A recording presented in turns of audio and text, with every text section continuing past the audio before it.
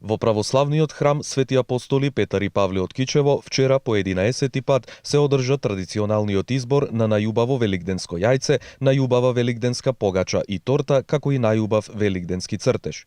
И оваа година вредните кичевчанки по повод Христовото воскресение Великден во голем број се пријавија да учествуваат на изборот, при тоа секоја со своите креативности да освои што повеќе симпатии кај жирито кој одлучуваше при изборот на најдобрите. Во празнична атмосфера, во просториите на трпезаријата на храмот, беа присутни сите учеснички кои своите изработки ги има истакнато со шифри, се со цел изборот на најдобрите од страна на жирито да биде што пообјективен. Организатори на настанот беа Унијата на жени на ВМРО ДПМН од Кичево и Клубот на пензионерки од Кичево.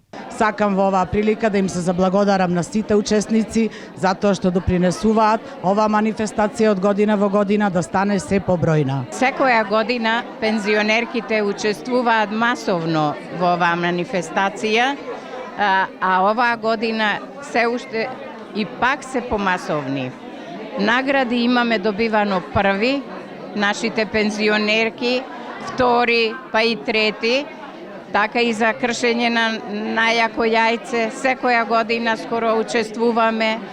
Многу им благодарам на пензионерките кои масовно зедоја учество на оваа манифестација. Во навистина голема конкуренција, жирито за најдобро великденско јајце го прогласи јајцето на Срмена Ристовска. Оливера Ширгоска за нејзиното јајце го освои второто место, додека пак великденското јајце на Ангелина Милановска го освои третото место. За најубава великденска погача беше прогласена погачата на Катерина Борозан. Второто место го освои Весна Ширгоска, додека третото место за најубава великденска погача и припадна на Маја Карагоска. Во категоријата најубава великденска торта, првото место и припадна на Светлана Никодиновска Костеска, додека второто место и припадна на Јована Трајановска.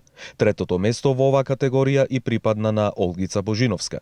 Првото и второто место за најубав великденски цртеж и припадна на Емануела Милосовска, додека третото место го освои Дејана Танеска. На крајот, сите производи беа понудени на продажба, а собраните средства и оваа година ќе бидат донирани за изградба на новиот православен храм во Кичево, посветен на светите браќа Кирил и Методиј.